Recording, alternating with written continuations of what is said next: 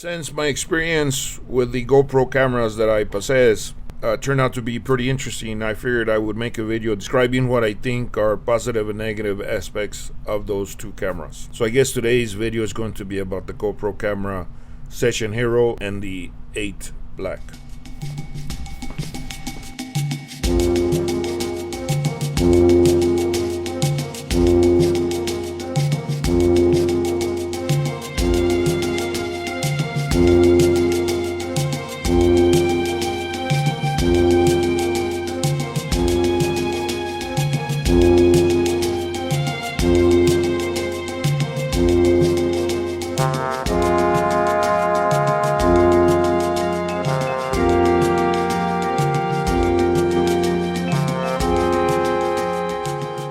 The GoPro Session Hero is actually the camera recording right now, and I've had it for 3 years and I'm extremely satisfied with its performance. I like the video it takes and I like the colors, especially the brown color of this room. I don't plan to change it, but there have been a few issues. For example, that it heats up after like 20 minutes or so of constant use. It does heat up quite a bit, enough to make me worry that it might burn, that if I leave it on for a long time it might burn up or something. A second issue is that the mic is not great. The reason I use these mics and then lay it into the video is because of its native mic. It's not quite as good, but other than that, it's great. Also, it doesn't have 4K resolution and it doesn't have time-lapse settings, which I guess that's not what it was created for, right? So a couple of weeks ago, because I wanted to have those settings, I purchased the GoPro 8 Black, which is advertised to have time-lapse and 4K resolution. And to test it, me and one of my kids, we decided to go to Marfa and try to capture in video the mysterious Marfa lights. And lo and behold, the camera did take great video. The mysterious lights did not show up that night, but the video did turn out pretty great. So the camera performed exactly the way I was hoping. It did take great images. Pretty amazing, in the true sense of the word, amazing. So as anybody can see, I was extremely satisfied with the results of the camera. Very much like a telescope that amplifies or gathers more light to amplify an image. That camera, because of the time lapse, it in a sense amplifies time. And so you're able to see things that would not be obvious to the naked eye, and which is what happened there. Because of that camera, GoPro 8 Black, I think pretty conclusively we were able to prove, me and my kid were able to prove, that the lights that appear directly in front of that viewing structure just outside of Marfa, that those lights are actually traffic lights on Route 67. So like I was saying earlier, I was completely satisfied. I was happy with the results of that camera. But when we got here and I downloaded the video to my computer, I realized that the night time-lapse settings were not set to the highest resolution. They were actually set to 1080 instead of the 4K setting. And I was a little bit confused. Why would they do that? Why lower the resolution when you would want to see as much detail as possible, right? The good thing is that the camera is very easy to modify. It's very easy to modify those settings. So I set it to 4K, and I set it up in my backyard, and I pointed it to the sky, to the eastward sky, limited by my trees. And I let it go overnight. One issue with the camera is that the battery life doesn't last that long, but that's easily overcome by setting it up with an external battery. With its native battery, it'll last about 2 hours, but with an external battery, it'll last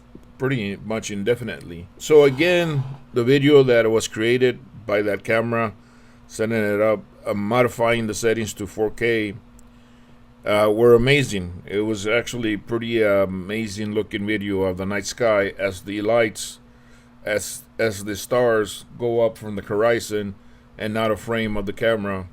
It was actually pretty interesting video, and again we captured a few satellites going by. So because even though the camera was set up for 6 hours, the actual video was about 5 minutes long, I was able to watch it again and again, looking for different parts of it, seeing what more interesting things it had captured. So after viewing it a few times, I noticed one seemingly static star in the right upper corner of the frame completely static, completely not moving. As all the stars would move across the sky, that one stayed right there, which I thought was very strange. For a second, I contemplated the idea that maybe it's a satellite that has a stationary orbit. As the Earth rotates, those satellites stay in a relative position to the Earth through its orbit. But then I realized that it couldn't possibly be a satellite. The satellite, when the sun is not hitting it, it's completely invisible to the naked eye or to that camera. It would not be able to see it. So it must be something else, and obviously it had to be a dead pixel. But then after watching it again, I noticed that there was another star-like object next to it, and eventually I ended up finding three. So it had formed a triangle, sort of like a 60-degree triangle. And again, me fantasizing, I contemplated the idea that maybe it's a UFO. It's that triangle-shaped UFO that they've seen over there in Europe back in the 80s, I think. Or maybe over here in Arizona. But obviously, it was 3 dead pixels. So what I did to prove that it was dead pixels, I said to run the same settings in a dark room, in a room without anything, where everything would be completely dark, and then see if those 3 dots would show up. And obviously, if they showed up, then they're dead pixels. But unfortunately, not only were those 3 triangle-shaped stars in the same location, but the whole frame was full of dead pixels. Some red, some blue, most of them just white.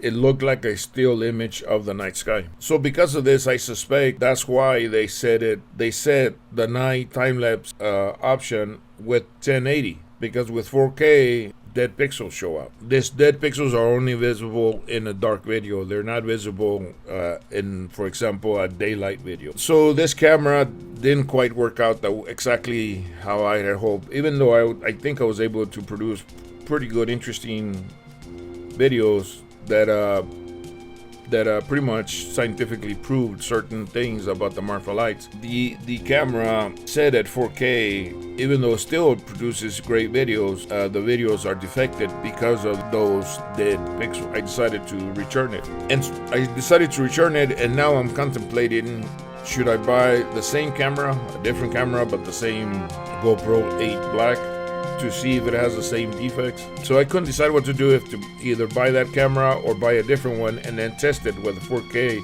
and time-lapse features. And maybe this is an issue with 4K. So hopefully what I have described will help other people decide if they do or don't buy this camera. Like I said earlier, I was very satisfied with the images that it produced. I was not satisfied with its 4K resolution setting, especially if you're planning to take nighttime video. So I guess that's it.